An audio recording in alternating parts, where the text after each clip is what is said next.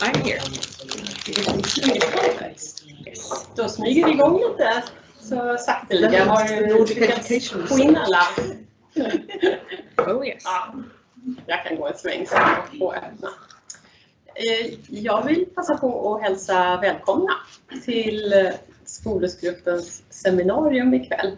Och vi är ju jätteglada för våra gäster. De ska få presentera sig själva så småningom, tänker jag. Och jätteroligt att så många vill komma. Det här är ju en av skolgruppens hjärtefrågor, att utvärdera skollokaler. Så att det här projektet är någonting som intresserar oss. Ja, är det någonting mer ni vill säga om skolgruppen? Det kanske inte är. Nej. Vi sätter igång. Ja. I'd like to say very welcome to you, Pamela, Woolner, and we are very happy to have you here.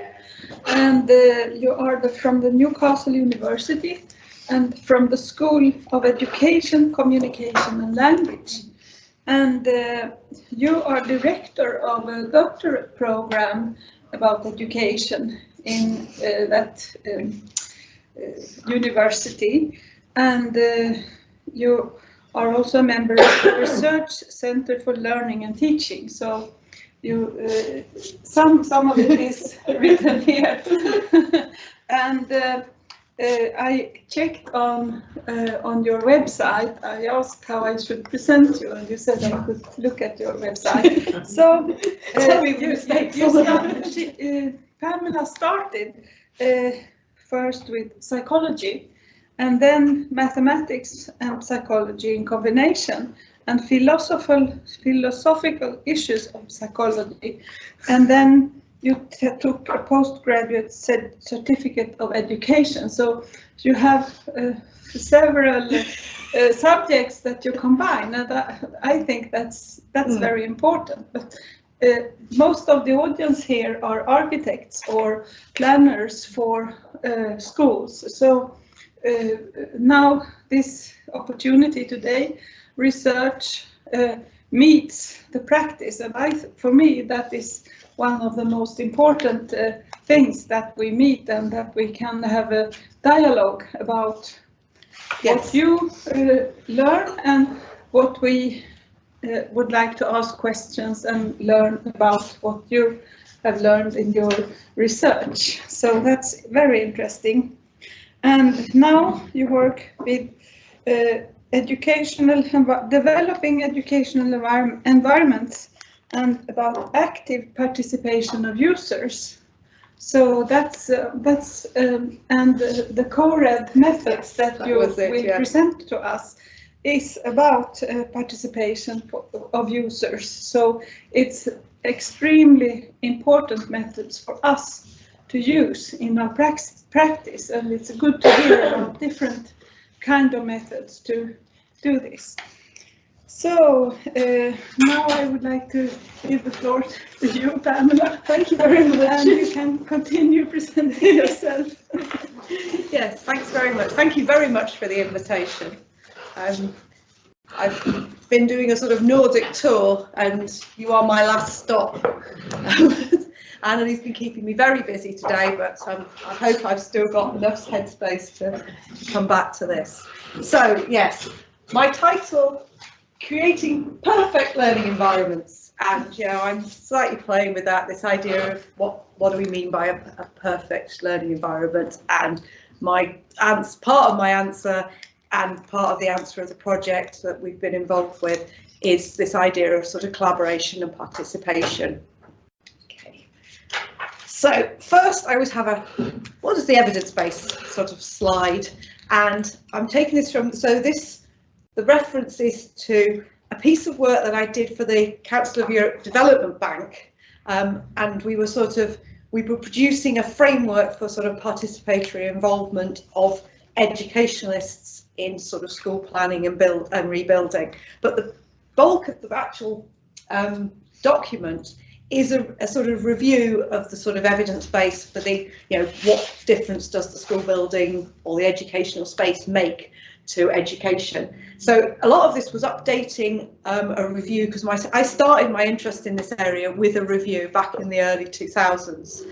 So here I give you the benefit on a single slide of 20 years of reading this stuff.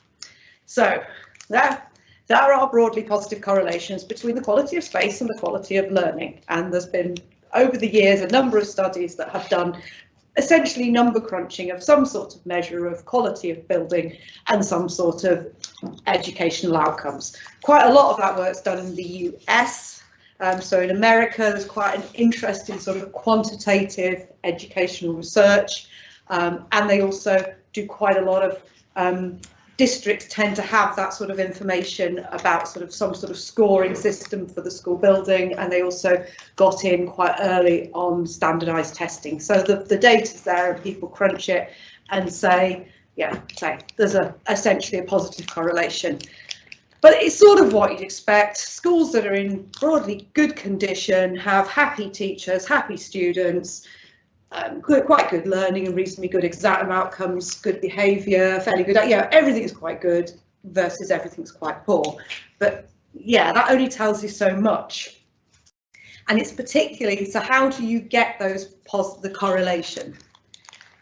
And my big message, which this is a big message I tend to give to educationalists, because often they think, well, is there something you can do with this building that will just make all my students much better learners? And unfortunately, no. Very few direct effects on learning. And the ones there are often about poor environments. And I'm sure this is fairly obvious to you, given your background, that, think environments that are too hot or cold, poor air quality, and I know that's been a particular concern in the Nordic countries. People keep telling me about indoor air quality and mould, and also noisiness. They tend to impair learning. Okay, but that's at the sort of problematic buildings. Once you get the building broadly right, it's harder to get those sort of the relationships. So you might think, well, why are we bothering our time sitting here talking about quality of school building? But of course, there are many more indirect effects through the sort of teaching and learning and other activities, which again is sort of obvious. But people get so excited about the direct effects, they sometimes overlook or feel like, well, indirect. Well, that's what does that mean? But it just means that you just need to think about what goes on in the building, as opposed to just the brute force of the physical space. Yeah, and people have been sort of reviewing the evidence for the last 50 years at least, and continuing to conclude that therefore it's the use of the space that's really important. So there was a review done by Weinstein, this American education researcher, published back in 1979, and she made this point. And I'm always, I always refer to that because I say, there's nothing that new in this, and people continue to make that point. So reviews of the evidence done from an education perspective tend to come down to, it's the use that's really important. And increasingly, we're getting work that's looking at that detail of the use and thinking about how the school settings, including the sort of material resources, the design, the organisation, facilitate some things, some pedagogical and social practices, while hindering others. And so there's a lot of work being done, particularly in the Nordic countries and in Australia and New Zealand, because that's where there's a lot of rebuilding going on. So I always say to you, I do this when I'm not in one of the Nordic countries, and I do this, well, you need to go to the Nordic countries or Australia and New Zealand if you want to see more of these new spaces and some of what's going on in them. So in essence, get the basic physical features right, then, and this is obviously your job, get the physical features right, then consider what the educational space is intended to facilitate and achieve in terms of what you then want in the space. So, the space matters, but so key messages, and this is again something I sort of have a slide, a variation on a slide like this for often when I'm talking to teachers. What does this mean for teachers? Or I'm talking to school leaders. What does this mean for school leaders? So the relationship between space and use means that there's no single perfect design. Yes, I'm slightly random collection. Oh, I'm not even on. Yeah, don't you just love putting random collections of photographs on a slide as well, thinking, oh, I'll stick that one there. That's an unusual one. Ask me about them if any of them are interesting. And here's a quote from Anneli and Jan Gunnis. So because there's no perfect space, it's about what teachers do. And teachers in their sort of day-to-day work have continually to sort of interpret and negotiate the affordances of their educational environments. And yeah, we can talk more about what that might look like if you'd like to, but and also because of this importance of what goes on in a school, but combined with the physical space, and you know, a slide of different spaces, you do immediately think in terms of, well, what could happen there? What different things could happen in the slightly perhaps more interesting spaces than the less exciting space? And this is something I've been really interested in, is how the space can contribute to a sort of change process. You know, so, and I think it's undoubted that change to the physical setting, but you do have to understand it as part of that sort of whole that is the whole learning environment. And that can be really powerful. So just changing the space, it's obvious really, doesn't magically change everything else. But if you change the setting as part of other changes, that can be really powerful. The space can really make a difference. And this is something that is worth people in education recognising, because they don't always recognise that powerful nature of the space. So some other things to know and put in your mind, and these are the sort of things that are feeding into our thinking about this. Teachers do notice space and try to use it well. I used to collect articles by architects where they said teachers don't notice space because it made me cross. But then I thought that was a very negative way of doing it, and I would start to collect articles that show that teachers do notice space. They might not always immediately talk about space, they might not be as explicitly aware of space as you are because of your professional background, but that doesn't mean they haven't noticed, and they do try to make use of it, whatever that space might be. So for example, within traditional classrooms, this is a study carried out in Uruguay where the classrooms are very traditional, very limited in actual sort of square meters. So you tend to be the children will be sitting in rows, quite tightly packed, teacher at the front. And you know, they're saying that the teacher did know where to stand in the classroom. And there's a quote from the teacher, if you notice, you know, that they talk about, you know, I lose the pupils at the back. For me, the best row to sit is the middle ones. They're alert, they're not too close. And the researchers indeed found that the teachers, you know, moved so that they, in this very limited space, they made the best use of it they could, and they had some awareness of that. And what the teachers were observing about the views of the students, you know, unsurprisingly, the researchers then analysed the views and the sort of amount of sort of their sort of field of vision that was taken up by the teacher, and yeah, it was actually quantitatively quite correct what the teachers were saying. Similarly, in what we're all coming to call innovative learning environments, so in Australia, here the researchers talk about, you know, the teachers, I guess, still getting used to this new space, and that the equipment requires a degree of trial and error. And you know, indeed, the teachers are saying that. You know, we've experimented with moving the furniture around a bit, so we've tried different things, but it's still a work in progress. So again, you know, the teachers are noticing space, trying to work with the affordances of this different space and make it work for what they want to do. Okay, so aligning design and use. I'm sure this seems quite obvious. There's been various sort of conceptualizations that have been built specifically within education. And I think these are quite nice in terms of not just saying, well, you need to align design and use, but actually saying, well, what does that mean in an educational context?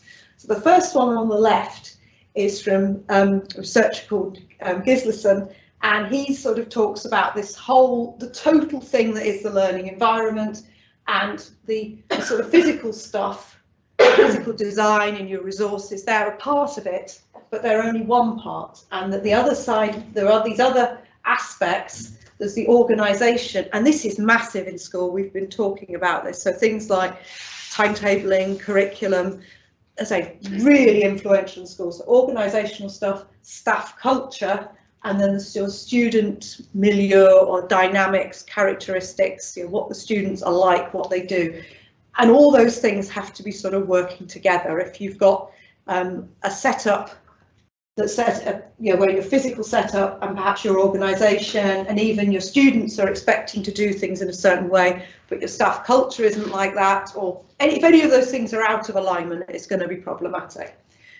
Another way of thinking about it, Australian researchers, Goodyear, Carvalho and Yeoman, they've talked about this, so they go much more in the moment. So Gislason's is much more the whole setup, so you might think about a whole school in this sort of terms, or perhaps what goes on in a classroom, whereas this is very much moment by moment. So you've got your student activity, and they talk about how you can think of the designed elements, so the sort of physical stuff, how you organise your space, what perhaps artifacts or materials you use, so that's the sort of what they call the set design. Then the tasks, what you're actually getting the students to do, and then the social side of it, so whether you put the children in groups or pairs, or so the social arrangements, and that all feeds into this. Then a miracle occurs, you get student activity and you get sort of actual learning as a sort of emergent activity, so they're both quite nice. And the big point is, again, that those things all have to be aligned, trying to do the same thing, or it doesn't work. So success of educational space and its use depends on the sort of these different aspects, however you're conceptualizing them, cohering, not conflicting. So that's what we sort of think we know. So therefore, how should we approach the sort of the design of schools, and particularly thinking internationally? So you plan it collaboratively, perfect learning environment, and you're trying to align sort of current and perhaps future uses. And I think that's a bit more problematic, but still, let's go with this aligning uses and future and current uses with a design. So school designs might not be universally appropriate, but approaches to planning and tools that you can use could be. And that was where we were sort of starting from. So a little example of this I did in a UK government-run primary school. They were planning a refurbishment, and I did a sort of afternoon of activities. In fact, that's what the picture is. Just remembered. There they are. You can see what they're doing. All the staff, teaching and non-teaching staff, some of the school governors, all sitting in groups doing these activities. And we sort of planned this series of activities that wouldn't take too long and would lead people through thinking about what was good and bad with their existing space, what their sort of ideas about learning and where learning happens, and then trying to come up with some concrete ideas for what to do in this quite limited refurbishment. And I'll talk you through what we actually did in a minute. Paolo Cardellino in Uruguay, you're getting this sort of Uruguayan theme going here. This is a really interesting chance research collaboration I've ended up with. It's not particularly because they're doing anything. So no, they're not doing lots of innovative learning spaces in Uruguay.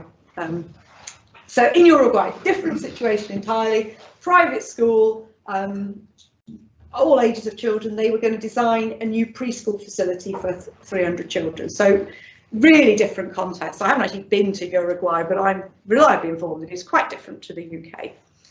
apart from starting with the same letter, I suppose, but anyway. So what we did, as I say, was a sort of series of activities. Oh yes, there we are, you can look it up.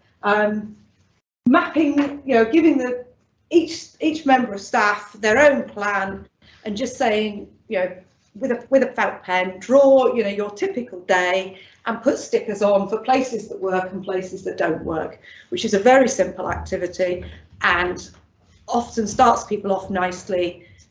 Yes, it automatically, you start with the individual perspectives, but you move to a more collective perspective as people look across at each other's maps and go, oh, you don't like that bit either, or you never go there. The trouble with this is that you could spend all day with people complaining about things like wasted space. And that's how the office space doesn't work, if I remember rightly. This is too far to walk. Noise! Oh!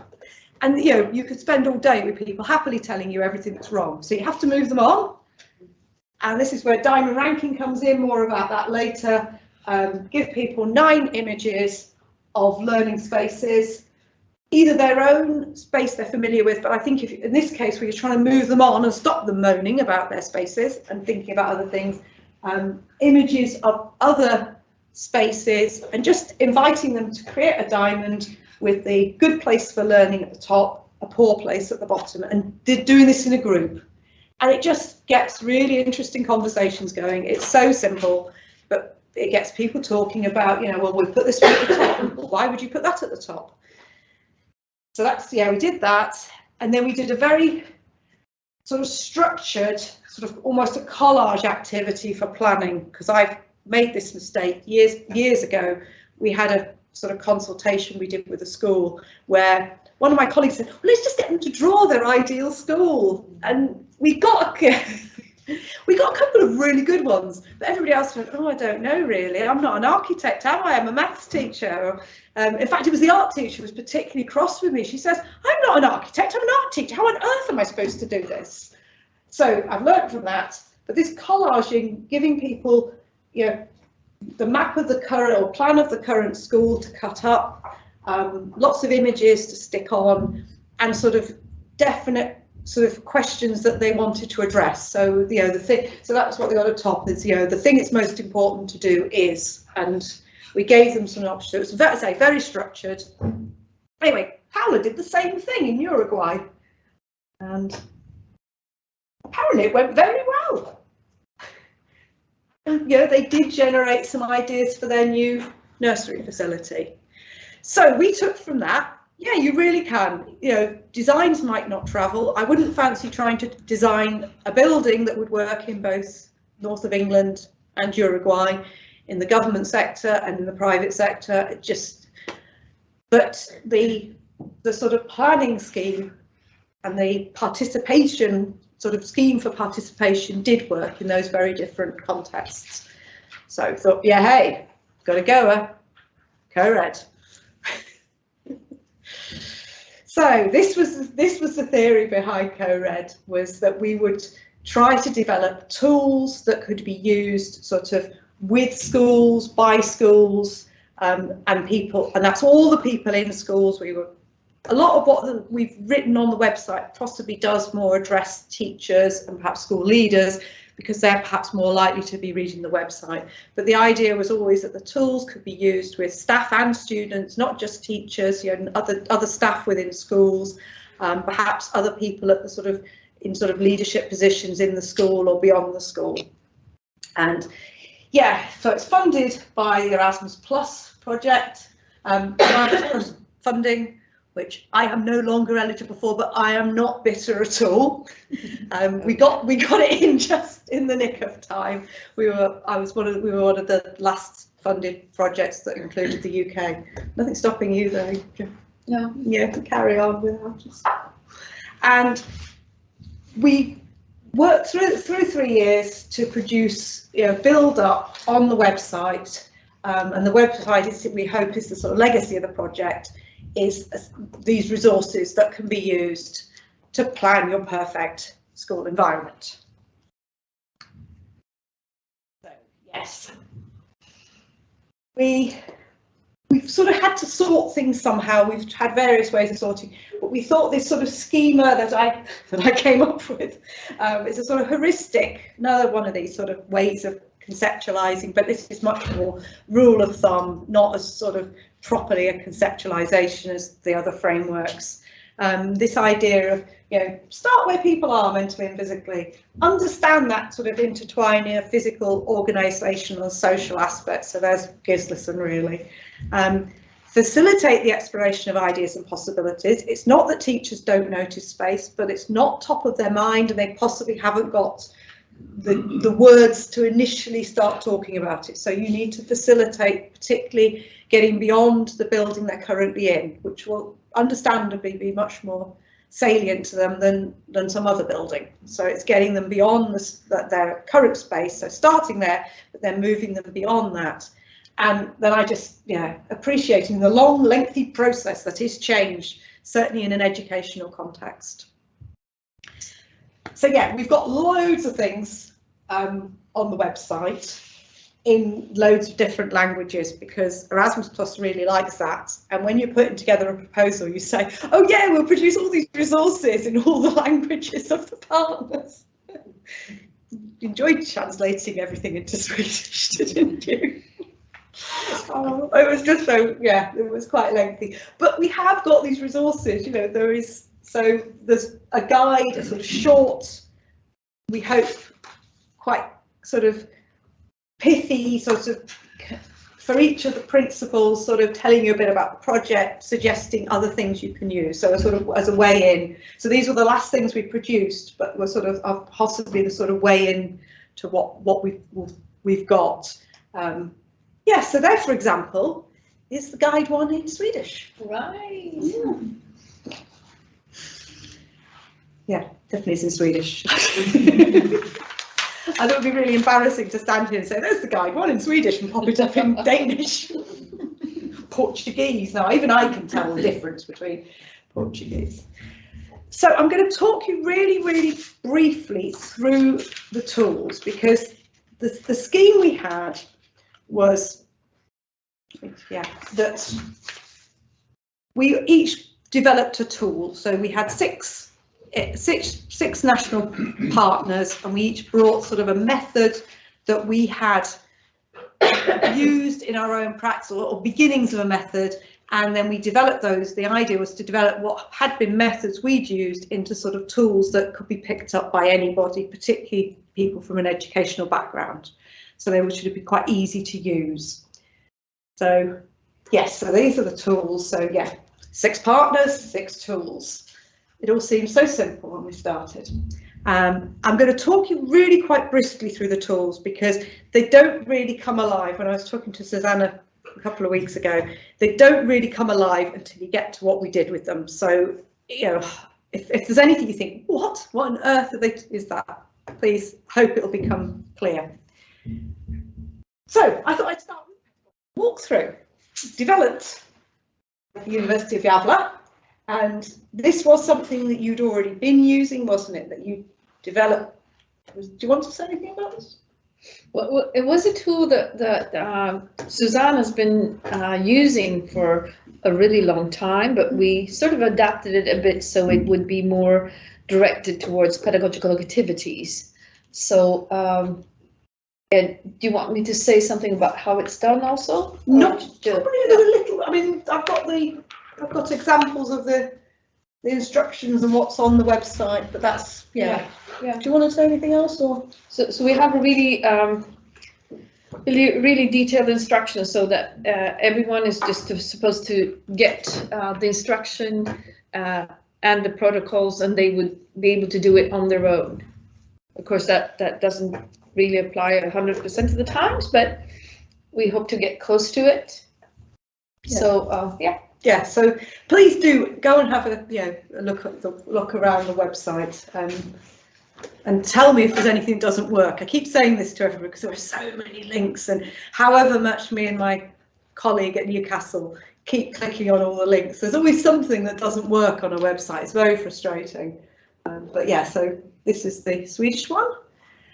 Italy brought us cartographic observation. This was our partner in Italy, and as a further complication on the language, this partner is actually German, and she's working in the Italian or the bilingual bit of the north of Italy, where they have some German medium schools and some Italian medium schools.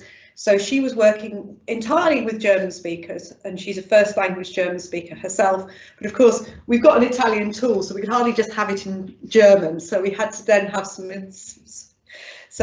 additional translation into Italian. So we've sort of fudged it. There's a bit of Italian and quite a bit of German on the. So although our partner is Italy, or was in Italy, she is German, and we've got a lot of tools in German. A lot of the resources in German. Anyway, so she was interested in mapping how space is used within a classroom, because she'd done this within her own research. Iceland. Now, why has that popped off the top? Oh, that's very naughty of it. So that's the school development evaluation tool. So this was something that was, so some of the tools was things that had been used in different ways initially, others were much more developed for the project. So you've been using yours, you sort of developed it further. The Ulrika's in Italy was much more, it was a research method she'd used, she hadn't particularly put it out there for other people, whereas the Iceland tool was something that our partners in Iceland had developed in collaboration with the sort of municipality of Reykjavik, and it was very much about the sort of change they were trying to see in sort of school space and school use and pedagogy in the sort of early 2000s in Reykjavik. But they had, so it's if I've got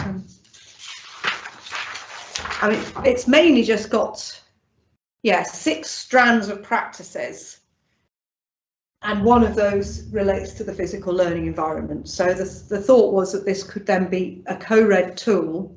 So it just is a sort of rate yourself in terms of whether, so the physical learning environment, and you sort of rank yourself on a scale of sort of 1 to 5, whether you're doing things in a very sort of traditional teacher-centered way, or a more sort of what could be considered sort of progressive, innovative, personalised learning, student-centered way. And there's the sort of ways that you could look at your physical space to see what that supports. And then there's these other things in terms of thinking about leadership. Okay. Yes. But the whole point is it's not just about how you rank yourself. It's supposed to be a tool to guide professional discussions. That's what it was developed to be. So it's about teachers and perhaps school leaders sitting down and saying, where are we on this scale? Where would we like to be? And you're going to talk a bit more how you did this later, and one of the case studies is you using this tool in Sweden. Okay. So if it's all a mystery, you think, what is the Icelandic tool? Tighten myself up a little as well. Anyway, stories of educational spaces. This was the Danish tool, and this was very much newly developed for CoReD. This was, so the 2 partners, one is an interior designer turned academic. She's done a really rather brilliant PhD on school design, and the other partner is from education, but she's an educational historian. So you see where she was going with this. They had this idea of getting people to talk about the sort of past, present and imagined future of spaces, and sort of guiding that discussion. But this was very much an idea they'd had, and they said, let's have that as our tool. But they really did develop their tool through the project, and it's now a much more sort of usable tool than it was to start with. Survey on school spaces. This is the Portuguese tool. They wanted to get student perspective, so they've come up with a sort of skeleton of a survey, an online survey, which you can then use with students. And then the second stage is sort of focus groups of students, basically doing a version of a walkthrough, but going to the spaces that feature in the online survey. And finally, the very important bit of this is that the results then are sort of fed back, and students are involved in talking about possibilities. So it starts with an online survey, and like I say, they've got a sort of skeleton survey in, I think, only English and Portuguese, if I'm horribly honest. I think so. Yeah. I didn't translate. You don't really need the full chat. I mean, it's quite helpful to have their structure, but you know, it's the idea of doing a survey is fairly straightforward, really. And yeah, and then focus groups. The UK tool is diamond ranking, which I've already mentioned, because you know I know a good tool when I see one.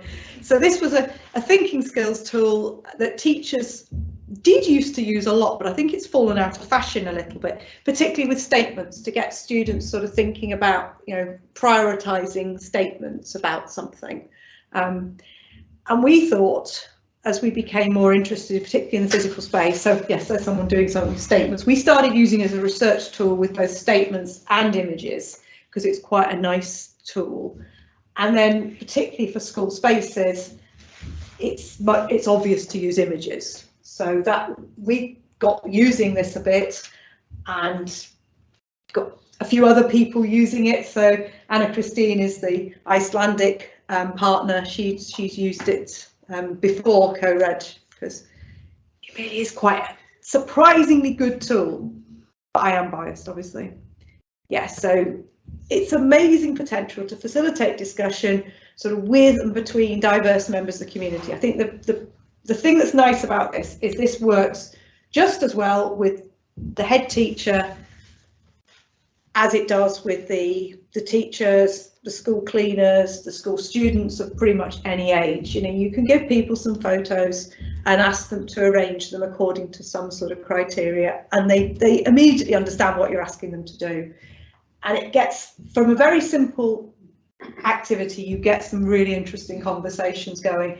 And then if you get people do it in groups, you get the in-group discussion, then you put the diamonds up and people go around and say, oh, you put your group, put that there, we put it down there. And it just gets conversation going. You remember from the introduction that my background was briefly as a maths teacher. So I like the way that you can make bar charts out of the results, which I don't think you can do with any of the other tools. So that's the tools. Early on with the project, when we had the tools up on the website, we had lots of really very useful feedback. And one of the things people kept saying to us was, it's really hard to imagine what you could do with the tools. And we said, yes, that's true, but don't worry, the case studies are coming. And I think this is the way we're suggesting to people that they go into the sort of resources, either through the guides perhaps, but also the sort of case studies of tools in use. So this, and you can sort of, so there's a number of case studies, but they're sorted into different ways. So you could go in saying, you know, perhaps as a teacher, I want to do something with my classroom, or just the age of the students involved. I want to do something the whole school. Perhaps if if you've got some sort of big refurbishment project, you go in at the whole school level. Design stage is another one, or just by tool. If you think, I want to do a pedagogical walkthrough. I'm going to go through the case, a few case studies. Go on. That's my high school. Excellent. Who did this? Was it you? Yeah. Astra. Yeah. Yes. So they're getting a future rebuild. So on the website, this will be findable through looking for pedagogical walkthrough, but also through it'll be in the whole school section of if you hunt for that. So is there anything you want to say about what you did, or shall I just?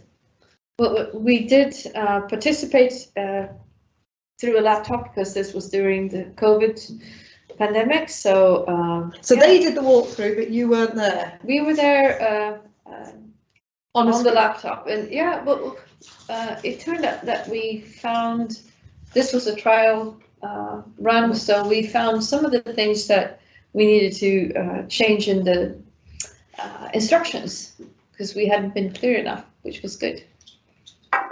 Yes, and what did you actually find out about the building? I think they were Well, this was so long ago, but yes. So they found new ways to use the corridors. They in the discussions they like, oh, well, we could do this and that in the corridors that they hadn't thought of. Yeah, so it is building up that sort of developing affordance, Yeah. afford different affordances of the corridors, perhaps. Oh yes, and they thought they'd do more. That's always nice, isn't it? They thought they should do more with other members of staff before they made any decisions. I remember that. And make it a yearly thing. Yes. Yes. Right. Yes, and so I've organised these around the sort of principles. So these are sort of examples of starting where people are. But as I say, the whole point of the website is we have organised things in a number of different ways, so you can have different ways into the resources, which we hope is useful. So, diamond ranking. Yes, in a very beautiful spot in northern Italy. She just had such nice photographs of northern Italy. When we were putting together the guides, me and my colleague just kept thinking, oh, let's have another picture of northern Italy. It just looks lovely, doesn't it? So our colleague in northern Italy worked with, as I say, at a municipal level with the people organising the local preschool provision, and they were quite keen to do some developing. They had some older buildings that they were keen to do a bit of refurbishment on. So she was working with, and they decided to make a lot of uses of the diamond ranking tool, using it in slightly different ways in the different preschools. So this one, they used it as sort of to prioritise where change was most needed. So they used it with photographs of their own spaces, and interior and exterior, so 9 interior, 9 exterior, and they did this sort of prioritisation. Yes, so it's built a fair while ago now, and yeah, it was particularly this kindergarten where they commented that having this sort of these images and the discussion that followed allowed them to sort of see the spaces as if from an outsider perspective, and they said, oh, I hadn't thought about it looking like that. I'm so used to just being in the space. And that was sometimes uncomfortable because they said, oh, it's not as nice a space as we hoped that would be. So yes, there's some examples of their images, internal and external, and comments. Here you can write comments around.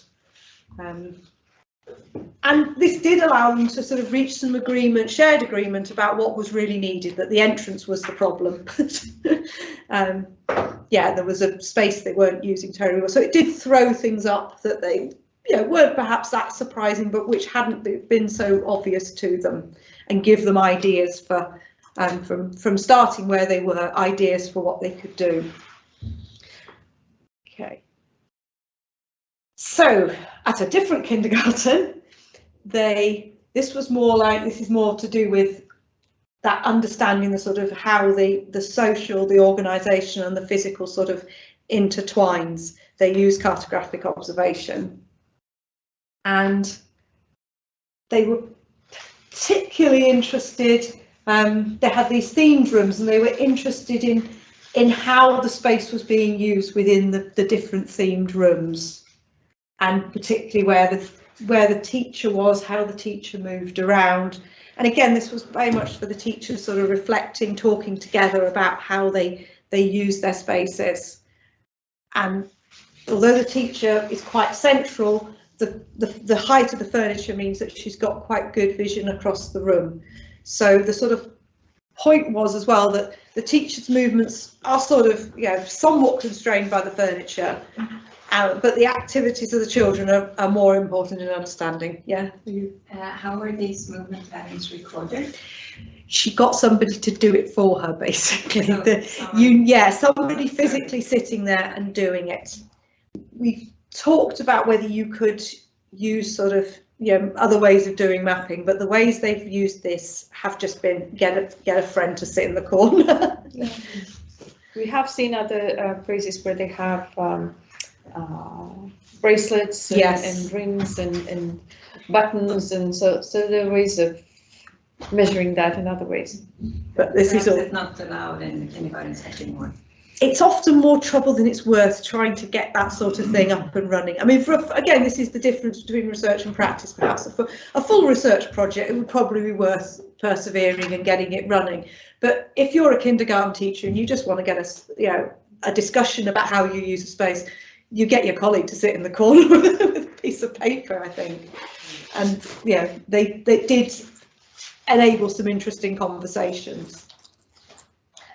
So another sort of entwining of the physical, the organisational and the social. So this was Northern England. They'd had this lovely new building, quite expensive new build, and newly opened premises, moving in 2020, and they wanted a way of getting a sort of sense of the student voice. So they decided to use the student survey that had been developed by the Portuguese partners. So I oversaw this. We turned their survey in Portuguese into a survey in English. And because it's an online survey, it churns out the sort of quantitative data very easily. And then, what do you do with that? So we should also say that they are architects. Yes, you're right. That's the point. Yes, I didn't mention that. Or they're a mixture, but their lead is an architect. They're actually a mixture of an architect, an educationalist, and a geographer. But the lead person is an architect. So although we're mostly, our backgrounds are education, we have got amongst the partners. I was thinking about Bodil being design in Denmark, and Carolina in Portugal.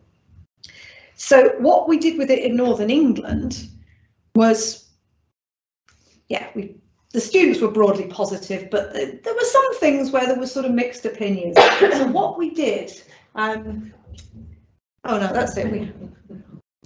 I forgot where I put this. We did the sort of stage 1 in July 21, and then we didn't move on to stage 2 until December, so the following school year. But the thing we did that was a bit different to what they did in Portugal was we decided to use the older students. This is a school that's got kids young people right up to 18. So we use those 16 to 18-year-olds, what we call sixth formers, as students, as researchers. And this actually was really good. I did wonder if we were just trying to get out of the work, but it was actually really fun. So what we did was we handed them the data, so that the online survey had been done. It had generated all this sort of quantitative data, but also there's some room in the survey for open comments. So that we just produced these sort of reams of open comments, and we just handed this to these group of 12 17-year-olds, and it was really interesting. They were like, oh yeah, that makes sense, that's because of that, and oh, that's a bit, I wonder why they're saying that. So they used that to then plan the focus groups with the younger students, and they went round to these spaces, and as you can see, it's still masked up. It was that awful winter, but we did anyway get this done. And the overlapping of the physical, the social and the organisational was really apparent. So yeah, the library, they didn't like the physical space, but that was because they didn't like being visible in it. It was very sort of open plan. Yes, that's the library up there. So it's in the middle of this building, and the teachers think it's marvellous because they like visibility, and yes, but the students are like, well, I like sitting in the light. I don't feel comfortable. I feel watched. The social spaces, which were quite a sort of innovative, space, that's not a standard bit of design. This building is pretty standard, pretty unexciting in many ways, but the little social spaces were a sort of innovative touch, and they were generally liked, but particularly by the younger students. So it was an interesting sort of interaction of age and use of that space. But again, when they were asked about the spaces and their experiences in school, a lot of what they talked about was the learning and the teaching rather than the physical space. So it's that get the physical space okay, and people think about the learning and teaching. Sorry. Okay, so another one of the intertwining. This was another sort of post-occupancy, staff and students reviewing their school building. This is yours again, isn't it? This is a pedagogical walkthrough, isn't it? I think they did that in the school. Did they do other stuff as well? I'm not sure. No, there we are. It's pedagogical walkthrough. And this one they did, so unlike the one you talked about, where it was about planning for the future, this was about more as a sort of, say, an evaluation of a new building. And yeah, they did groups of teachers, a group of non-teaching staff, assisting staff, and a group of students who went walking around the spaces. And they were quite pleased with the building. And there does seem to be a really good alignment between the design and use, and it's quite an innovative design. It's got a lot of open, flexible spaces, and they, you know, everybody seemed to find that variety of activity that was possible to be beneficial, and both the students and the staff broadly liked it. This has been written up as a full article. It's in the references. Yeah. I don't think I've got a pop-up. Oh, yes, I have. There we are. Yeah. We should say also that they wrote it together with the architect of the school. You're right. Yeah. They did. Thank you. I'd forgotten that. Yes. So it's because it's et al. That's the two researchers plus the architect. Yes, and it's an open access article, so it's quite worth having a look at. There's a lot of images of the school. It's quite a striking design. Lots of big spaces, as you get in Iceland. Okay. Oh. So moving now to the sort of, and this is where I think the tools can be really useful, is that facilitating the exploration of ideas, because over the years, that's what I found to say can sometimes be a problem. Yes, you can get teachers thinking about space. Yes, you can get them talking about it, but I say it's moving that conversation on beyond, you know, all the problems with the current space to thinking about, well, what might we do instead? And this is where the stories of educational spaces was, you know, became a really nice way of doing this. And it sort of is both starting where you are, but then moving the conversation on through thinking about the sort of past, the present and the future. So this was how they did it in Denmark, and this was very much a development of their original idea, because their original idea, as I said, one of the partners is an educational historian, and she thought that it's sort of self-evident that everyone would really enjoy thinking about the history of school buildings, because she does. But actually, people found it really difficult. I'm seeing quite concerned about whether they get it wrong, or people just say, well, I don't know. I don't know. So the development of the tool was to then move away from it having to be pure, you know, factual history, and it'd be about telling stories. And those stories, you know, about the past could perhaps have elements of true story, you know, factual stuff in them if you knew them, but it doesn't matter if you don't. And that sort of freed people to have these conversations about the past in a way that they couldn't if you said, talk about the history, which I think is quite interesting, actually. So yeah, they were in the middle of a renovation, and they did this workshop using the stories of educational spaces. As I say, the idea was history, but they realised quite quickly that making it too literally about history wasn't very helpful. Yeah, so each group, they paired off adults and young people, and they visited the place. They chose places to go and visit, and then sort of described the present use, and then narrated and imagined stories of their use in the past and then in the future. And then they could sort of upload sort of descriptions and images of the space, or of other things that you could do with the space, onto a shared Padlet. So the Padlet was very good at bringing everything together, and that was definitely a sort of innovation. When they first thought of this, they imagined people just sort of perhaps running back to a central place with pieces of paper with stories written on, but then realised that the Padlet could bring it all together electronically. And they found this, yeah, really, again, it threw up things that hadn't been obvious. Finding inspiration about sort of forgotten spaces, cosy and quiet spaces, things that were sort of hidden or forgotten in the sort of hullabaloo of the school day. another question. Yeah, no. The users in this workshop, was it both students and teachers? Or Yes, students? it was a mixture of students and teachers, as I understand it. Yeah, they had one student and one teacher in each group. That was it. It was a Yeah. mixture of adults and children. Yeah. I think were they purely teachers, or was it other adults with other jobs in the school? Like, I couldn't tell. no, I'm not, without reading it. And that sort of, yeah, that mixture of adult and a young person did work quite well with, I think they were thinking of that with the sort of history, but like I say, literal history didn't work. And I did try this in a school in the northeast of England, which is in a place that's got a really interesting history. The school isn't that old, but you know, actually by the kids' standards, it's very old. By my standards, it's not that old, but you know, 50-year-old school in a place that's known to have history going back to the sort of early years of the railway. So, which the school was really proud of. It's called George Stephenson High School, but they were like, no, we don't know anything about the history. And they felt, so maybe that's a bit rude that they felt that they get it wrong as well. I think that's a problem. So telling stories, it's not history, it's telling stories. Oh yeah, here we are in fact at the school in the northeast of England. So classic sort of 1960s, 70s design of lots of individual blocks and some of the sort of forgotten areas around some of the blocks. And the art block has a really neglected area. And the art teachers, the design technology and lead teacher and the technician, they thought, could we make this space around the art block a sort of outdoor learning space? And they wanted the students to sort of generate ideas for that. So again, it's this sort of facilitating ideas and possibilities. And we did have a go with the stories of educational spaces, which wasn't terribly successful, I have to say. As we were trying still at that point to do the literal history.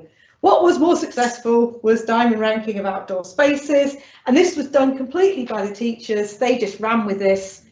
They did this without us being involved at all. They decided what they were going to ask, that they were going to have this set of pictures. So on the website we've got a sort of library of images. We've also got a couple of sets of ready-made images, and they just thought, yes, we'll have one of those. Downloaded their set of images and got the students, so 11 and 12-year-olds, talking about what makes a good outdoor learning space. So quite specific, and yeah, generated quite a lot of discussion. Yeah, and I quite like kind of the comments that, yeah, most of the pictures look good, but then you notice some detail that completely changed your opinion, which, yes, is sort of when you look at it. And they went on to produce designs for the outdoor space, sort of inspired by some of what they'd found in these images.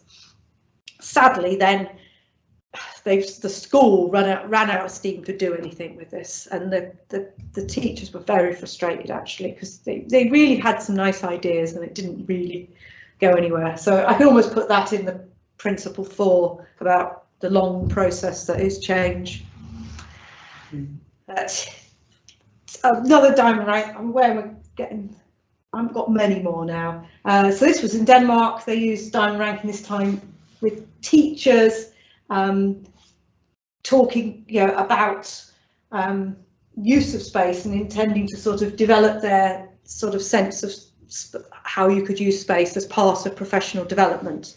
So it was teachers from a number of different schools and the local after school organisation. So here they were looking at generic images, so not images from their particular school. They were looking at, but they were sort of broadly sort of Danish images, or Nordic country images, which is, we were quite interested. What would people choose to rank? Yeah, and people want something that looks enough like their own spaces, but not literally their own spaces.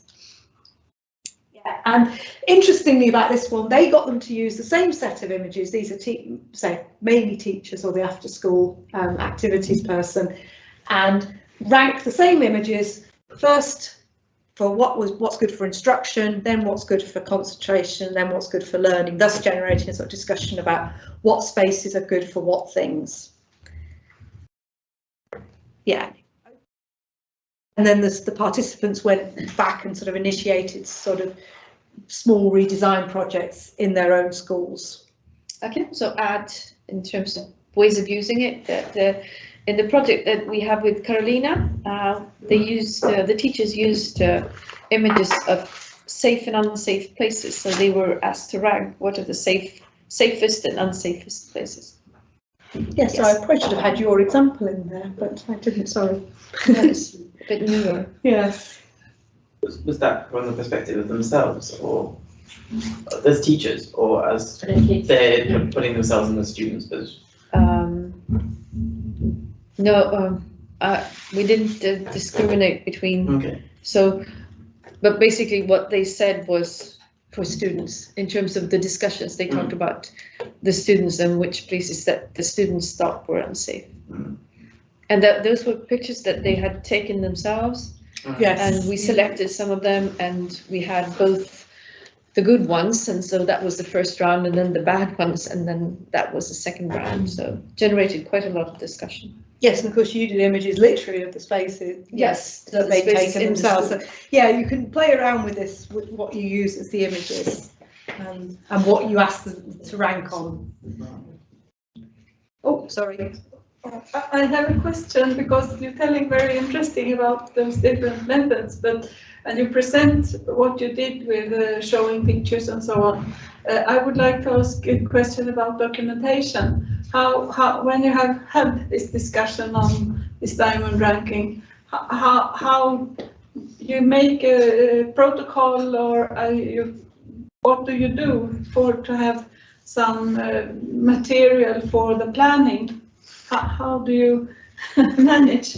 I think that's probably where you need another activity to move people on. Yeah. But I mean, in terms of recording the conversation, I mean, if you're doing this with adults or older children, get them to stick the pictures down and write comments. Or if you're doing it with little children, I think still perhaps stick the pictures down and write the comments for them. I think that's how I tend to do it. Yeah, and I know in other sessions, someone in the group takes notes, or Yes. an outsider takes notes, and then you collect them and make a report.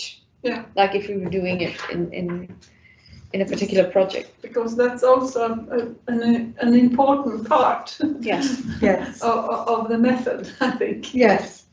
And I'm really fond of handing out the glue stick and getting people to stick them down, because I think that's another thing. People say, yeah, have you agreed? And they all go, oh yeah, yeah. So if you stick them down, you go, oh well. So it's just another sort of stage. I guess what you're also reaching for is, like, if you have many different groups and you want to create like this common idea. Yes. What could the school be like? How could like the architect assess the ideas Yes. that are coming up? I think perhaps then you look at the comments round the side, because people might have quite different images, but if they're all noting similar things, you know, they picked different images, but because they think, you know, they have certain qualities, that's possibly what the quality is that you're then after. I mean, I suppose the other option, depending on how many people you've got, is to do, you know, a final diamond, which you all have to agree on. I mean, there's various ways of playing with this. Right, missed you this. All right.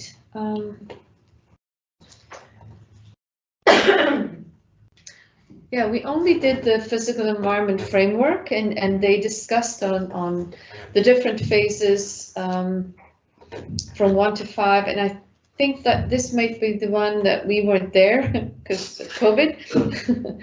But what they realized is that sometimes they were maybe in phase 3, but they were quite content of being there, or they would like to move further, but the building sort of prevented that. Yes. Yeah. Yeah, so a lot of it's quite a traditional sort of environment, so lots of it is sort of phase 1 in these terms. But then the library and the technology are really very sort of student centred. And that sort of distinction of the things that they were at phase 1 and stage 1 and things that were at stage 5, I think prompted a discussion, didn't it? Yeah, we've done the best with what was there. Yeah. There we are. But it did get them thinking about additional sort of breakout spaces. Yeah. According to your case study. There. just to make the point finally that, you on the sort of linking to how lengthily change can take, what a lengthy process it can be. Of course, we always hope that people would perhaps combine the tools, but in fairness, most of our case studies are single uses, possibly just because people ran out of time. But in Portugal, they did combine the cartographic observation and the student survey. So they did the student survey first with a school which, there's a lot wrong with the school. It's just so bleak outside, and I mean, when you bear in mind the climate of Portugal, it's just far too hot. They need shading, obviously, but anyway. So 3 blocks surrounded by paving, and they've got agreement from the municipality for some limited refurbishment, so they wanted to sort of start generating ideas, so looking at how they use spaces and what they could do in the future. So again, this is quite long and drawn out. 2 classes did the survey in the first year.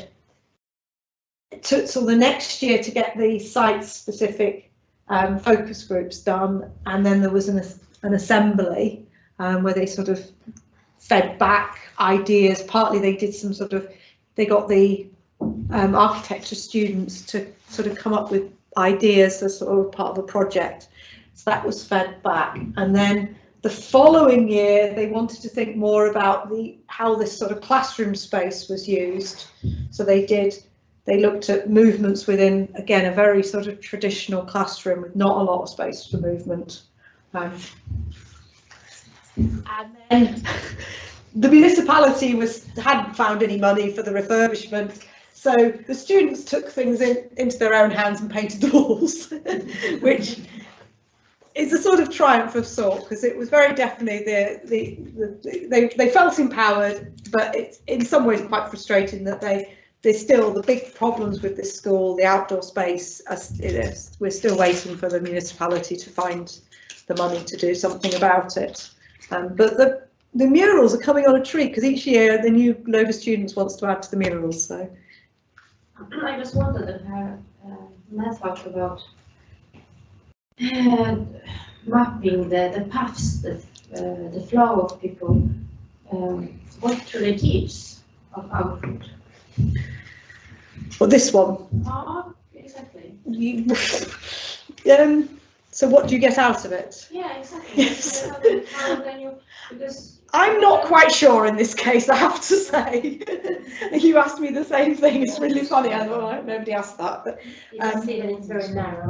Yeah, I mean, it's a very it's very stiff space. You can see, I mean, I think it can get some. I think just to talk about it and to do this, make you talk and be aware of what's working and not working. I think that's the point with doing it. Yes, I think that's, yes. Because just the awareness, if you ask someone, how do you feel in this space? Oh, I haven't thought about it. And then, I mean, it's a way of... I was wondering about this specific place, because you have paths everywhere and the furniture is. Yes, so this... It's a standard classroom, and they looked at the movement in the 2 different lessons, and this is the more mobile and this is the more movement lesson. So this was the arts lesson, where you can see the teacher who's blue, I think is the teacher. The teacher's moving around quite a lot. The students are also moving around, so there is quite a lot of movement, really constrained by all that furniture, because they're in this very standard classroom space with not a lot of room to move. There is also a mapping, I should have put that on, but I think you can imagine it. There's the same classroom in the Portuguese lesson where there is no movement at all. It's just the teacher walks up and down at the front, basically. So I think that did generate for them some interest, but you're right, to a certain extent you think, well, yeah, how else could it possibly be? Go on. One thing becomes very obvious, though, that the teacher actually never goes to the students sitting in the middle, right? Because it's too crowded. So if you have some weak students, you don't want them to be placed in the middle. You want so you can see them. Yes. And that's probably one of those times where if you talk to the teacher would probably be aware of that. You know, would say, oh yeah, I do always try to put, you know, little Johnny or, you know, some Portuguese name, you know, where I can get at him. So yeah. I would also say that it shows more the alignment between the use and the design or the perfect furnishing. I've done a similar thing both when we're in the planning stage, and we have the plans and we have all the teachers, and when we're looking at the schedule. So the schedule is defined, or they have their former schedule and they want to apply it to the new school. And they can look like 8 o'clock in the morning. So there'll be a lot of dots here, and then people will move to these spaces. Will we have too narrow hallways, or will we have? Will this be a too crowded space? And you can look at that kind of zoning, and that has become obvious also for the architects, because then they couldn't see. Oh, perhaps we need a bigger space here, or we don't even need this kind of space over here. Yes. So and that's when you, and potentially that's where the interdisciplinary thing comes in, that as you say, you can think of an architectural solution, we can make it wider. The school could perhaps think of an organisational solution, maybe we don't all need to go down that corridor at the same moment every day. And you know, then you can weigh up the sort of, you know, what could you do with that space if you weren't trying to make the corridor wider, perhaps. Yeah, I also think if you move the tables around in that classroom, and perhaps like in this room, and then you could make this picture of how teacher and children move. Perhaps you could have, then you can decide. We should not have the furniture like this. We should have it in another way, or in groups with 4 tables.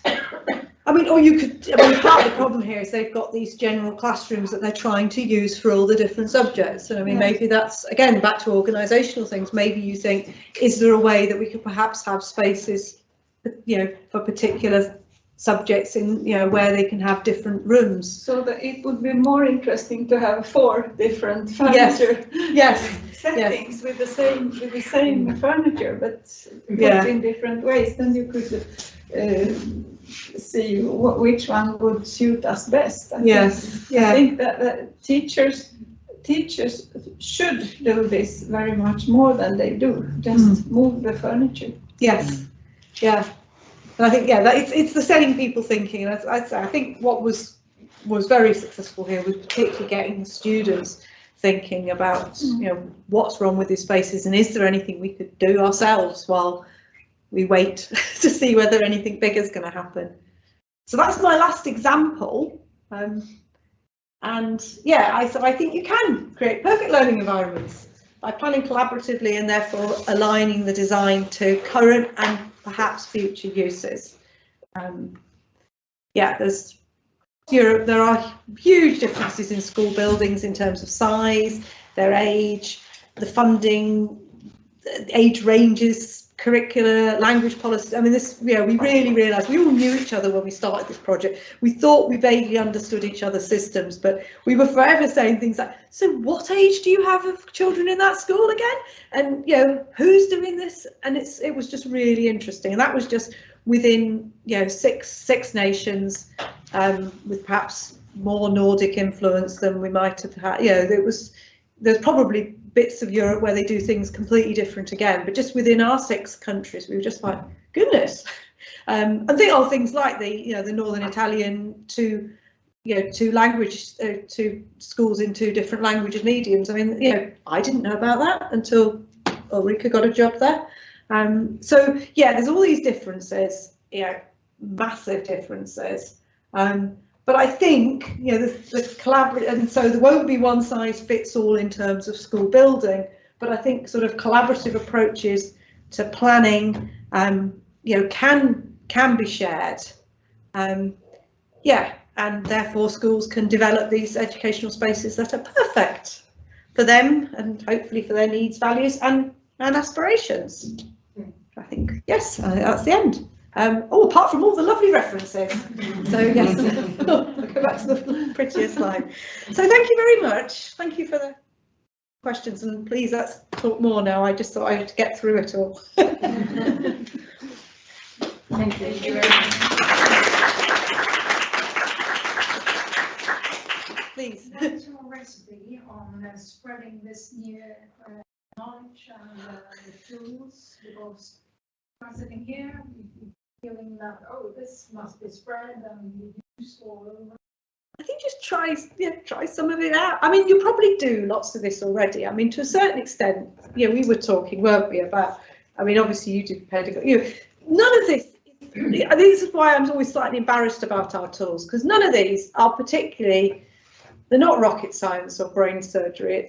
They are quite simple, but they are just ways into getting conversations going, and that's what really matters. I mean, you can go into a school with brilliant ideas for getting people talking, but if the people aren't facilitated to be there. I mean, years ago we did this first school consultation, which there was during the Building Schools for the Future programme that we had in England, and this school, we were asked by the local municipal authorities to go and work with the school that was probably going to be rebuilt and help them to think about new spaces and new ideas. And what worked really well in that project was the principal really thought about making sure that we talked to everybody, and he organised 2 days where we didn't literally speak to every person because it was a big secondary school. There was over 1,000 students, 100 staff, but we talked to a sort of representative number of people from every group, including things like, he wanted us to talk to the kitchen staff and the cleaners who were hourly paid, so he paid them extra for the hours to come and be involved in the consultation. And it's things like that, which often is outside your power. That's stuff that you can't really affect. But I think so. The stage one is always get the people in the room together, and then fairly simple things to get people talking to each other, and then perhaps also facilitating conversations that with people like you, with designers, with architects. But if they can get their ideas sorted out to start with, they can talk to you more sensibly. Maybe we should be braver as well as architects to ask them, like, what have you thought about and what you want? Usually it could be a municipality that they haven't built a school for 50 years and they don't know anything, they have no idea what they want, and there's maybe 3 teachers deciding what the new building should be. I mean, that's crazy. You just give them tools to. And these are all ways in. I mean, and we put this. So this is the point where we spent 3 years, trying to get the tools so that they reasonably work, and they're there on the website. So please, if they are useful, use them, and if they're not, don't tell anyone. But I want to say also, sorry, that it's I mean, this is really a gift, because in Sweden at least, schools are very tired of projects and tired of consultants coming there and telling them how to improve their schools. Especially when it comes from the private sector and some other sector that isn't the education environment. So that you've done this all over Europe, and it's and we're not selling anything. No, you're not selling anything. It's based on research. You have done this in a research setting. It's really valuable for us that work as change managers or architects in the early stages to have this also to show principals or municipalities that this is evidence-based. I mean the guides were partly what we were trying to similar stuff earlier, then now we can tell them that we're not just inventing, even if this is an innovative area still. Yes, so you've put your hand up, right? One thing that we really haven't talked about much today, one is the documentation, which is very important, but before that, the planning on how to, before you go to the people and give them the tools, how do you plan the questions and the information that we're gonna talk about in the workshop, which I find is also super important in terms of what results we're gonna get. Like, how do you ask and what do you ask to whom? Like all the planning before you go. Yes, and you're right. Well, so I mean, each of the tools has how to do it, sort of a how-to guide. But you're right, you still don't know. So that, I think that's where we hope the case studies give you, people think, I'm going to see a school which, is going to do there's going to be a limited refurbishment, and they're at a very early stage. Perhaps they need to explore ideas about what's here, what they want to keep, what they want to, and there are case studies like that can perhaps give you an idea. Oh yeah, I could do that. That's fun. The case studies aren't in all the languages. That's where it falls down slightly. So the case studies are in the language of the place where they were done, plus English. That's right, isn't it? Yes. Yeah. So there's not, but it's not everything there, but there's hopefully ways in. Does that sort of answer some of No, we're just to lift the importance of the planning before yes, you go. yes, you can't just go in and think. So I think you. Yes. So this project was for 3 years with 6 different countries. What was the biggest difference between the schools in these 6 countries? I mean, now when you have an overview. Yeah. I mean, climate is quite huge. I mean, it was, the sort of the challenges, but then there was other things that were made. I think Portugal was very different. They're a much poorer country in European standards. Their schools are, smaller. Their physical space they've got to play with, and then their climate, the sort of challenges of their climate are really different to anyone else's apart from the Italians. What do you think, Anneli? What? Not sure. Yeah, it's interesting with the Italian school where they had, they did everything in 2 languages. Like we were there when they started school in the fall, and also the different. That's something we found when we would do meetings and stuff, that we have the school years look quite different. Like everyone leaves after midsummer, and the schools they end at least mid-June, but your schools go on until. Yes, we were in until well into July. Yeah. So it was all trying to the practicalities of trying to get people doing things. And you say, well, if the Portuguese could work on this through July, and then we pass it back to the Nordic countries, they'll be back by then. Yeah. Typically, everyone would be away in August except for us. Yes, you were always. It was really handy you came back. But they just the really all the countries being different. But then the things that come up that are the same. There are the same but different. Some of the the challenges of older buildings, whether exactly what that challenge looks like. But we've all got buildings that were built some time ago to different ideas, which maybe aren't physically or educationally quite what we want now. So I think that's across all of them. Yeah. But no, it just was really interesting. I mean, really. Because this Portuguese school really stood out.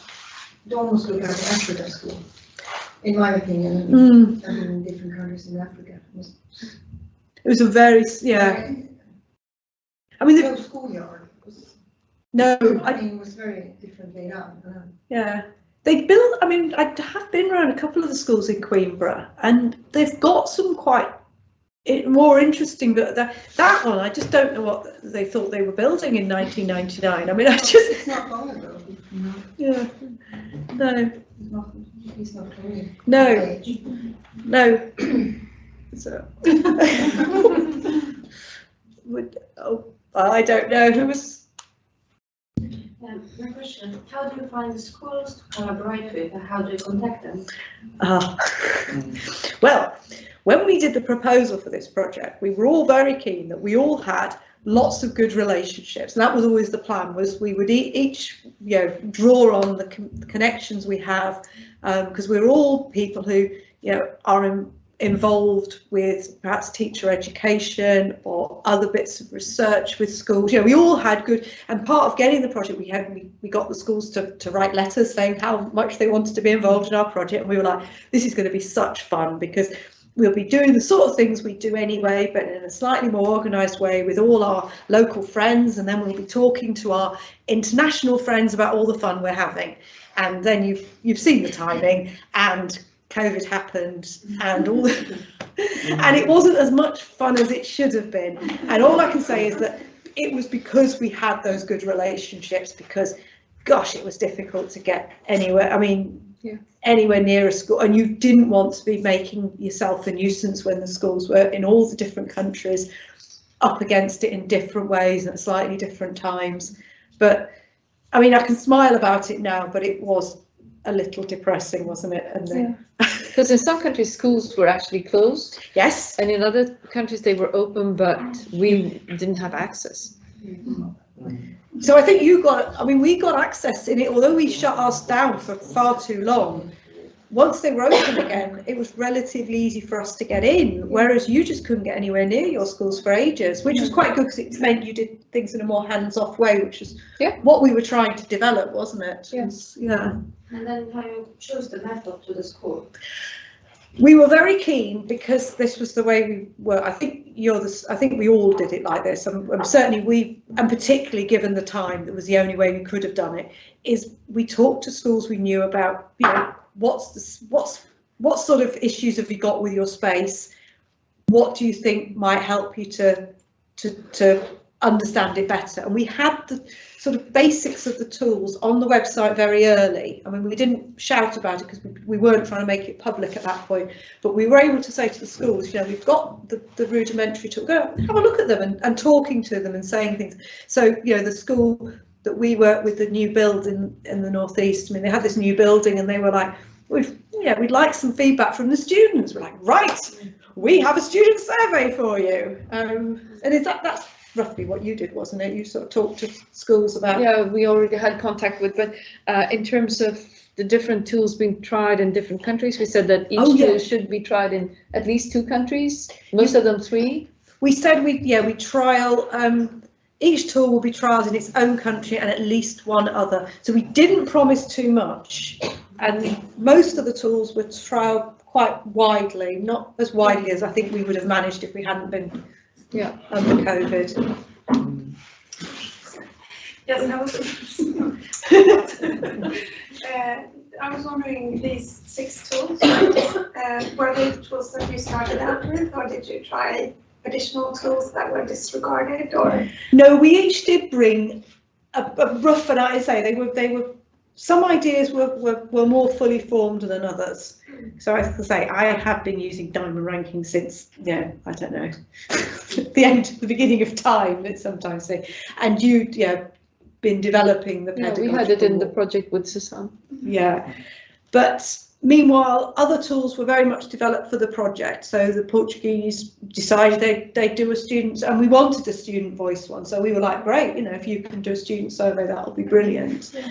And we also tried to spread out so that the tools were tried in different parts of the school system. So yes, with younger students, older students, that kind of spread as well. Yes.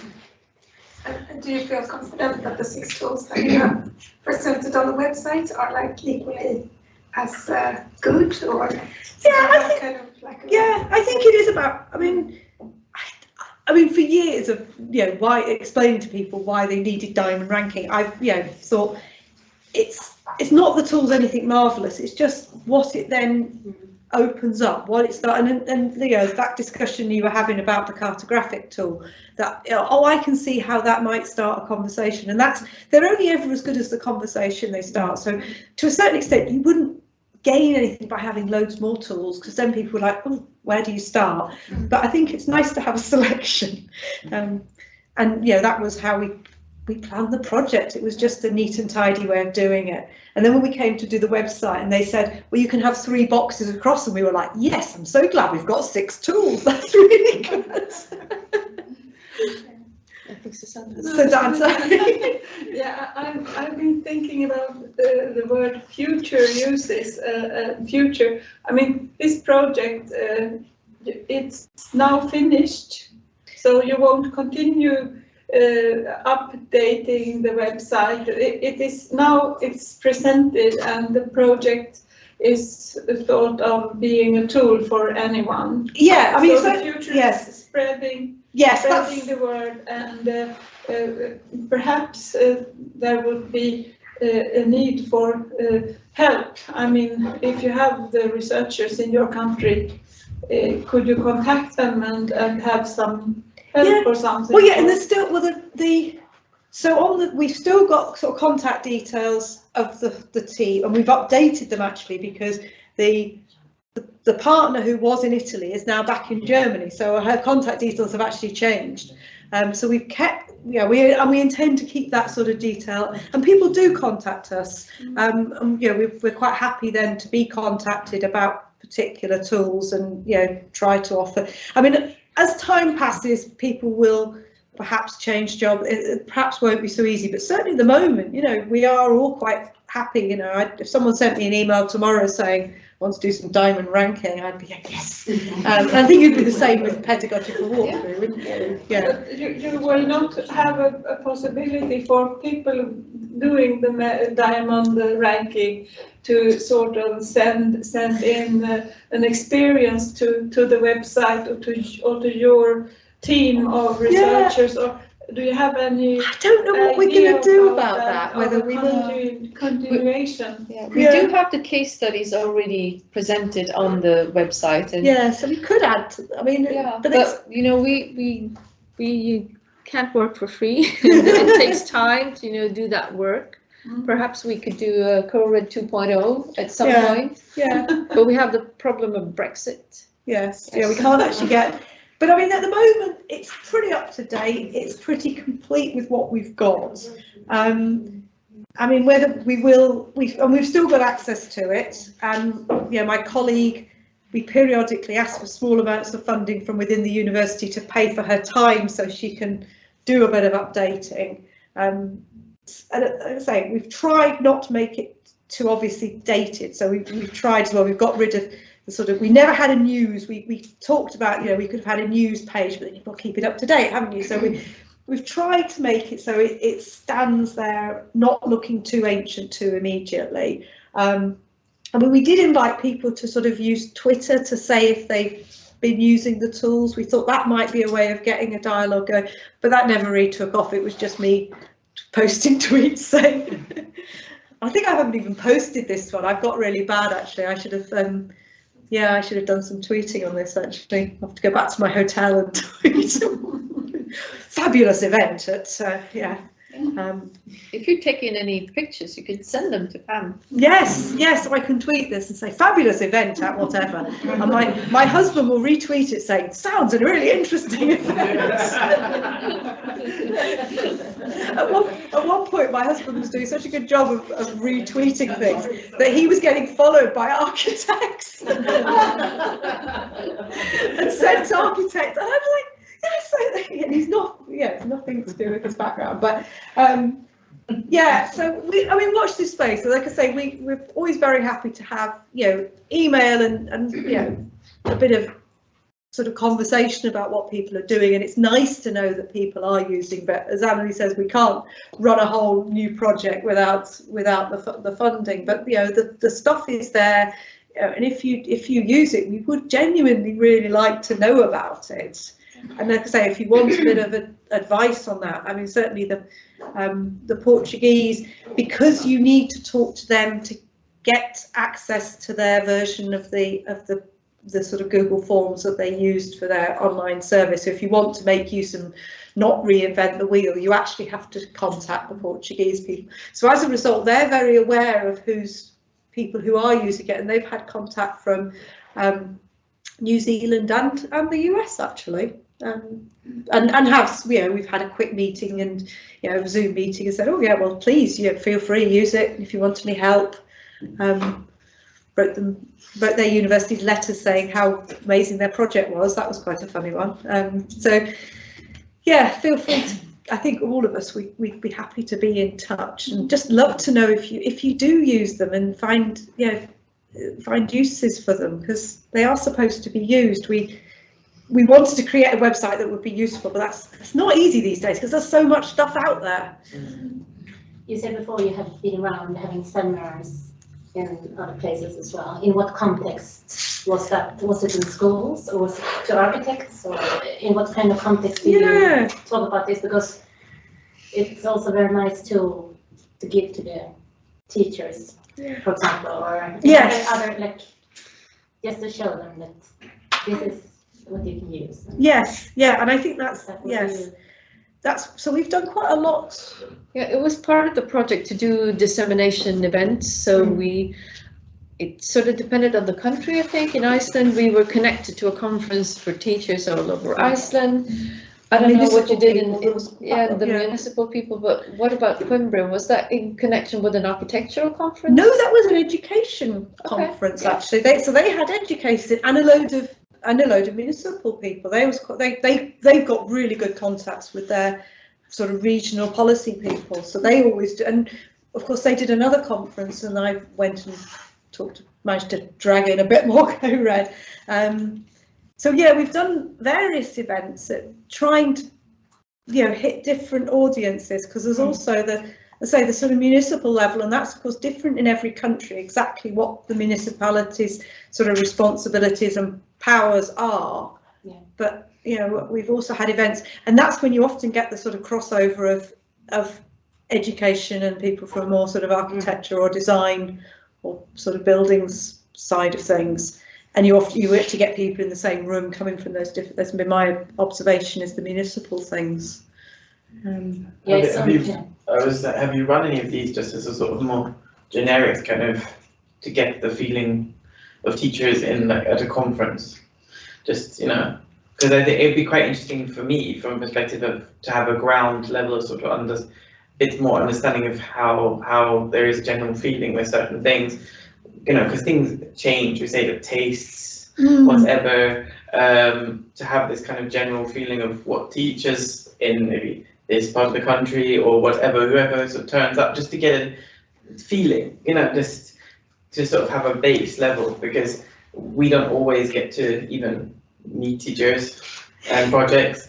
We don't, we're a lot of the time held at a very long distance away, because we might promise something that will never be delivered. But just kind of, I don't know, to sort of have that contact, instead of so we can avoid the people in the middle and go around by actually maybe having this sort of thing at a teacher conference, or just like to feel like we're in touch with the teachers in another way, rather than just having. But I think this is a good way if the teacher uses is to get the words or things and talk to the students, make their awareness of where do I learn best. So it's good for education, and it's also good for so when it comes up with a new school, or when the municipality is talking about the new, like suddenly people will be more engaged. Yes. Can I just it would be like I would say rings on the wall. Can I do a bit of a plug for the pedagogical PUTS-rapporten, pedagogisk utvärdering av skolmiljöer, the one that we did with Stockholm City. So those were mostly teachers and students who commented on their learning environments. Okay. So, yeah. Yeah, we used the pedagogical walkthroughs in that report. Yeah. And over the years, I have got an old set of images that I've used with lots of different sort of people who are doing master's degrees and things with us, but who are also teachers. Just a set of 9 images of interiors of English schools, which I say some of the photos are looking distinctly dated now, but I quite like using the same images. And more than anything, the variety of what ends up at the top and the bottom, that's possibly for an architect is not good news in some ways, because people. So there's some pictures that I've got, as I say, there's a very uninteresting looking space, a rather sort of bland space, and that generally gets put near the bottom. And people say, that's just, what's that for? So there's that sense of, there's no character to this space, what's it for?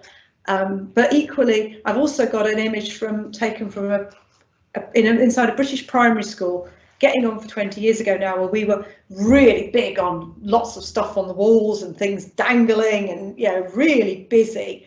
And even now, increasingly, teachers say, goodness me, that's too busy, that's too cluttered. So there's a sense of somewhere between the empty space. This is not very useful, really, and I'm sure you probably don't need me to suggest it, but there's something about that's often a discussion you have around clutter versus emptiness.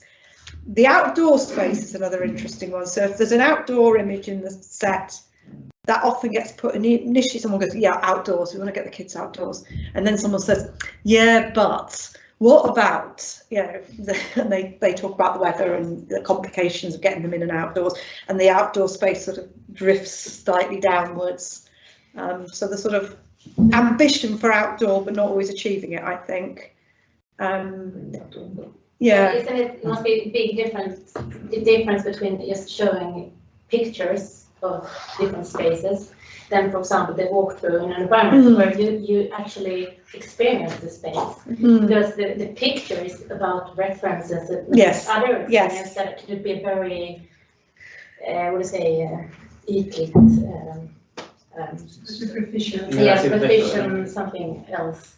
Yeah. I think just to experience or to have similar words of spaces, like the cave and the open room and the blah blah blah, you know. that would be more, I think. Well, it sounds from those workshops you have done like it's very different outcome.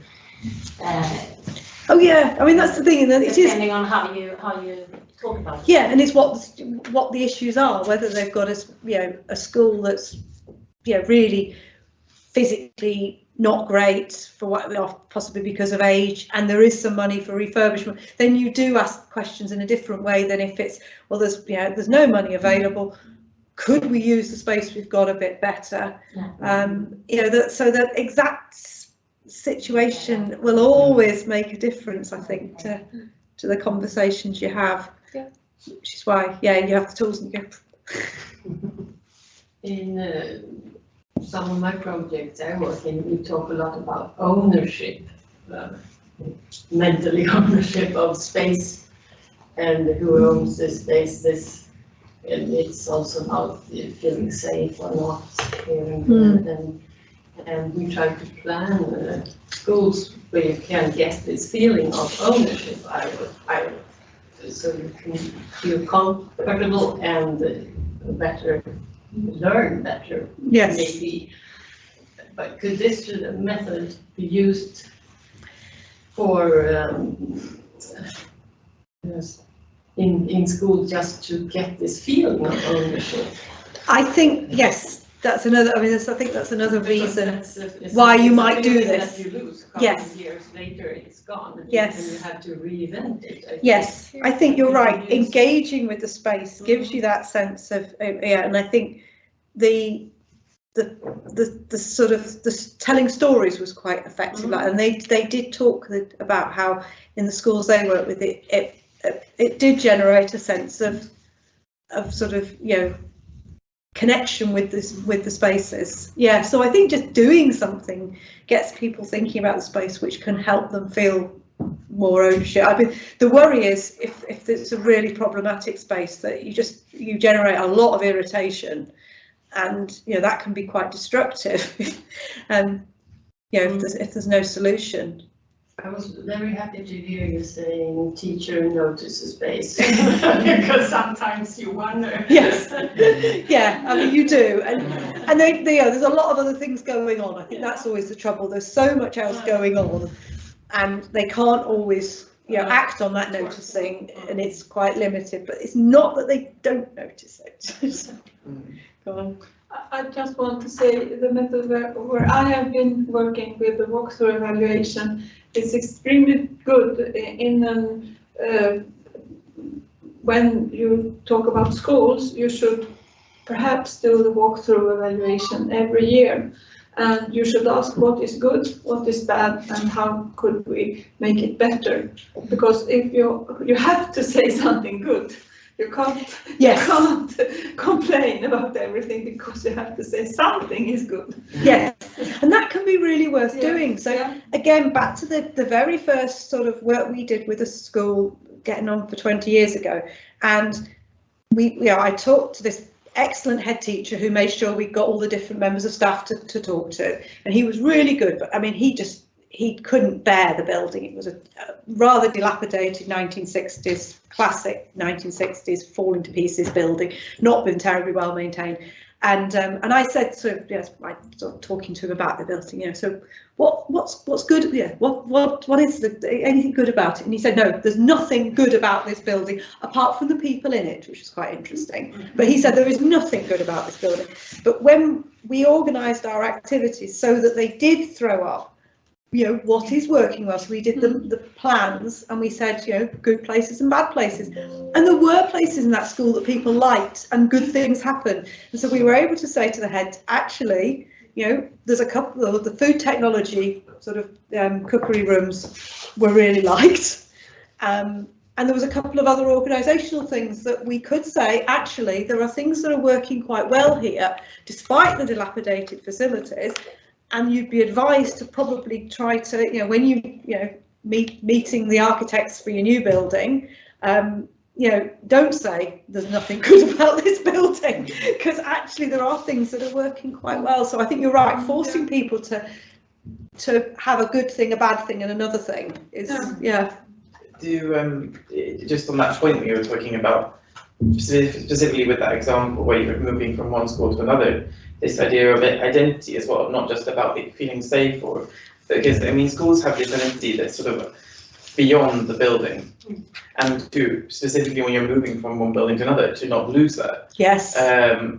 It's quite interesting to have that discussion, because I think sometimes that's lost, and just because I mean it's just maybe seen as a council-run school, so it's just, you know, the same, but actually creating this sort of micro community and having joint like a joint identity together. Yeah, definitely.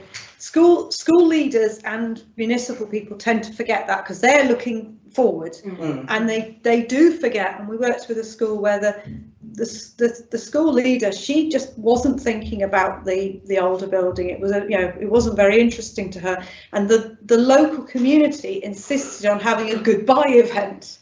And she realised then how important it was, because in the local community, the people whose parents had been to the school and then the kids had been to the school, and it was, and she just said afterwards, actually, I should have realised. I was so interested in my new building, and I, wasn't her local community, wasn't that, she hadn't grown up there, so she was looking ahead. And that's one of the things I since do, and we went to visit a school in Iceland where they'd done this amazing move from a little old town centre premises into an amazing rebuild. So it was an upper secondary school, amazing rebuild in this fabulous building with loads of really good, sort of state-of-the-art science and technology and craft spaces, amazing building. But again, this principal did realise that they might have that sort of sense of loss. So they had this project of coming up with sort of words or poems or something about the school, which they then put onto sort of transparency that could then stick on the glass, and it looked like etched glass. It was very good. The principal was quite proud of this, because she said, "What do you think of our glass?" And we all went, "Oh yes, that's really lovely." She said, "It looks like etched glass, doesn't it?" And we went, "Yeah, it does a bit." And she said, "No, it's not. It's just a sticker." It's really cheap. We can do it. But I did think genuinely that recognition that for all that the advantages of the move, people might have a sense of loss and losing something. I mean, it's always, as an architect, it's always good to have those threads to attach yourself to and to feed off, that are not just a sort of physical sort of, this is what we want, it's all quantifiable, it's all something a bit more abstract, that's a bit more, the human part. And that's what's so nice about this process. You can feel an identity of the school come from these discussions.